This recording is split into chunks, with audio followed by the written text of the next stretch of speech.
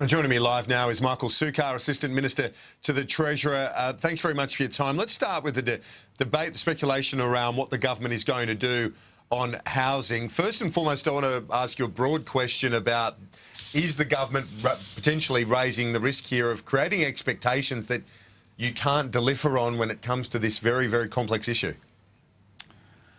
Well, good morning, Kieran. Great to be on. Look, I mean, the Treasurer made that point in his speech yesterday. I've made that point in various interviews over the last few weeks. Of course, in politics, whenever there are difficult issues that have been kicked down the road by successive governments, indeed issues that have been not well addressed by state and territory governments, there is always a risk that by undertaking to address them, you create expectations that may be difficult to meet. But I don't think that's a reason not to address this problem. In fact, if anything, I think it shows a little bit about the leadership and courage of the Prime Minister and the Treasurer to address what is a very difficult issue, because for people in Sydney and Melbourne in particular, and some parts of southeast Queensland, housing affordability is the cost of living issue of the day, and it's an issue that's been getting worse and worse over the last couple of decades. So, look, of course there's that risk, Kieran, but I don't think that's a reason not to make an earnest attempt at doing everything we can to fix it. Darren Hinch this morning has said that it's not a right to home ownership, it's a dream. Many in Manhattan and elsewhere around the world rent throughout their lives. What do you say to his comments this morning in relation to this debate? Well, Darren's entitled to his view. I suppose one of the things that has set us apart, I think, from the rest of the world is that we do have this realistic aspiration of home ownership.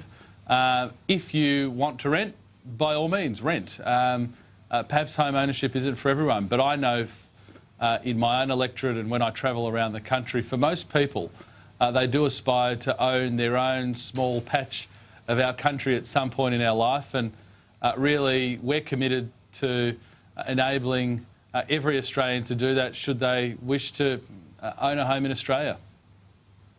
On one of the issues you and I have discussed before, accessing superannuation potentially for first home buyers, and I know that you have made this point yourself, but it's something that has been reiterated by economists like Saul Estlake and John Daly from the Grattan Institute, warning that without commensurate increase or appropriate increase in supply, allowing access to super, like other first home buyer initiatives, would have an inflationary impact on an already red-hot property market. That's the reality, isn't it? Has the government come up with measures to I suppose, counter any such change on super? Well, Kieran, as the Treasurer outlined in his Uhuru speech yesterday, we don't think that this is a problem that you can address in isolation, whether it be for first home buyers, whether it be for seniors who are looking to downsize, or indeed whether you're talking about people in public or social housing, and in the most extreme cases, people suffering from homelessness.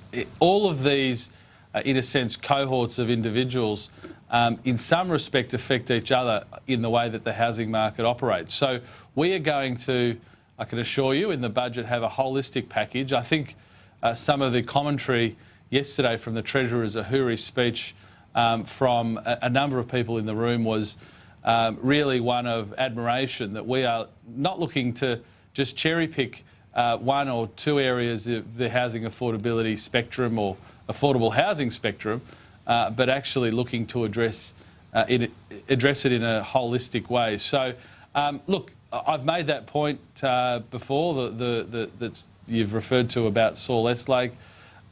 We have consistently said that if all you do is measures on the demand side of the ledger, but you don't increase supply, then when you've got inelastic supply, of course that doesn't help the market. But we are the only political party that's talking about supply. The Labor Party want to take a hammer blow to the housing sector and basically ration housing and whack on a huge housing tax that won't be reinvested into other areas of housing But affordability. that's not quite right, though, is it? Because they're still supporting negative gearing on new homes. So that would in itself be an encouragement for supply.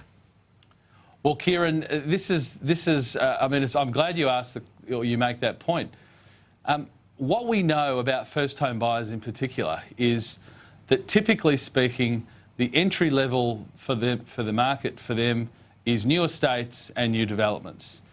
Under Labor's policy, every single investor will flock to the one asset class that has preferred tax treatment, and that's new housing and new developments. So first home buyers are never going to get a look in. They'll never get a look in a new estate. They'll never get a look in a new development, because that will be the one place that every single investor flocks. So again, Labor's policy has not been well thought through. There are unintended consequences everywhere, and that's the reason why that sort of policy didn't work when Paul Keating tried to put it in place in the 80s, and it would never work again. So I think you've assisted me to make that point that by limiting those tax arrangements to new developments only, you freeze out first home buyers, which is hurting the exact group that Chris Bowen and Bill Shorten purport to be helping. Sure. One of the ideas that was reported yesterday was this idea of a superannuation slash other contribution fund for first home buyers, where you'd have it for over a 3-year period. You could make parallel contributions alongside your super, dollar for dollar, I think it was, from memory, this idea. But over 3 years, what in realistic terms would that do to make anything more affordable? Because surely over a 3-year period that would be diminished.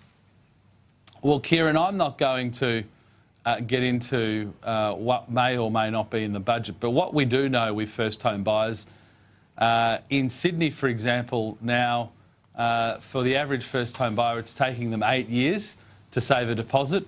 In Melbourne, it's taking a first home buyer 6 years to save for a deposit. And one of the frustrating experiences for first home buyers, and I must say my wife and I had this same experience, is when you decide to start saving for a home, you, in a sense, have a number in mind that you need to save. Say it's $50,000. If it's taking you 8 years to save that deposit, by the time you get to that 8th year, it's not $50,000. Actually, the deposit required is substantially more than that. So in a sense, it continually gets further away from you. So we're going to be pretty keen to examine measures that can bridge that gap and allow first home buyers to get into the market as soon as possible. Otherwise, the goalposts keep shifting and it gets harder and harder. And on the issue of Tony Abbott's contribution yesterday, Mr Abbott said he supports the idea. He thinks it's a good idea for using super in that regard rather than locking it up for 30, 40, 50 years. Is that a similar thinking to what you have on this issue? Well, Kieran, there are members of Parliament, there are commentators, there are journalists who all proffer opinions on these things. Obviously, I'm responsible for crafting, along with the Treasurer and the Prime Minister, crafting a package for the budget. So, look, I'm not going to get into my particular views other than to say we are dedicated to dealing with the holistic problems that surround housing affordability. First home buyers are one very, very important part of that. But to adopt an approach that says we're going to focus on one particular cohort but ignore the others, including people who are renting, people who are in social housing, people who are suffering from homelessness, would be making the same mistake that Labor's made, because we know with an absolute level of certainty that another consequence of Labor's policy is skyrocketing rents. And let's not forget, 30% of Australians rent. So you've got Labor's policy, which hurts first home buyers because it takes the stock out of the market that they would be able to access. It hurts renters, and it hurts anyone that has a job in the residential housing market, because guess what? When you tax something more, there's less investment in the housing market. And final question, Assistant Minister, relates to a report in the News Corp papers this morning by Shari Markson suggesting that Treasurer Morrison had bowed to senior members of the right, Matthias Cormann, Peter Dutton, when it comes to the idea of reining in negative gearing, which we know he has previously said has excesses. Is that report true? Well, Kieran, again, I suppose we're a little bit in budget silly season where there's speculation every day, multiple sort of stories, and if all I did was confirm and deny them, I wouldn't be doing any work. So, look, I'm not going to get into it, other than to say a number of decisions around the housing affordability package are yet to be made. So I think it's a bit premature to be saying that any particular policies have necessarily been landed on. We've obviously concluded a large amount of the package, but ultimately, on May 9, you'll know what the final package looks like. Assistant Minister to the Treasurer, Michael Sukkar. Talk to you soon. Appreciate it. Thanks, Kieran. Thanks.